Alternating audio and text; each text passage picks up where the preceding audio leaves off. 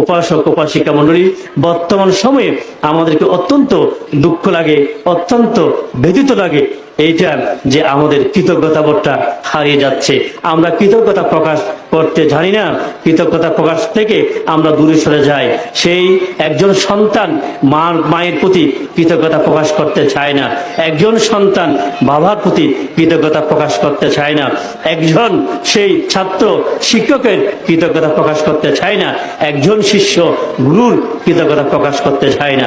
এটা অত্যন্ত আমাদের বর্তমান সমাজ প্রেক্ষাপটে অত্যন্ত আমাদেরকে ভাবিত করে। তো সদ্রূপান উপাসক উপাসিকা মন্ডলী, আমরা এই বুদ্ধিবৃক্ষ মেলা আসাটা বড় কথা নয়। এই বুদ্ধিবৃক্ষ মেলা এসে আমাদেরকে চিন্তা করতে হবে এখানে আমরা কেন এসেছি, এখানে এসে আমরা কি করব, কি শিক্ষা গ্রহণ করব। আমরা এখানে পূজা অর্চনা করব, আমরা পঞ্চশীল গ্রহণ করব। আমাদের ভগবান বুদ্ধ যেমন তিনি আমাদেরকে দেখিয়ে দিয়েছেন কৃতজ্ঞতা বোধ কাকে বলে, কৃতজ্ঞতা কিভাবে প্রকাশ করতে হয়। তো সেই ধারাবাহিকতায় আমাদেরকে কৃতজ্ঞ পরায়ণ হতে হবে।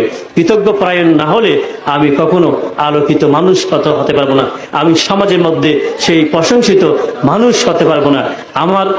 আমার আগে আমার যে মানুষটা চলে গিয়েছে, সেই মানুষটা আমার জন্য কি করেছে, আমার জন্য কি ত্যাগ করেছে, কি পরামর্শ দিয়েছে, কি কতটুকু তার অবদান ছিল, সেই অবদানকে অবশ্যই আমাদেরকে কৃতজ্ঞতা প্রকাশ করতে হবে।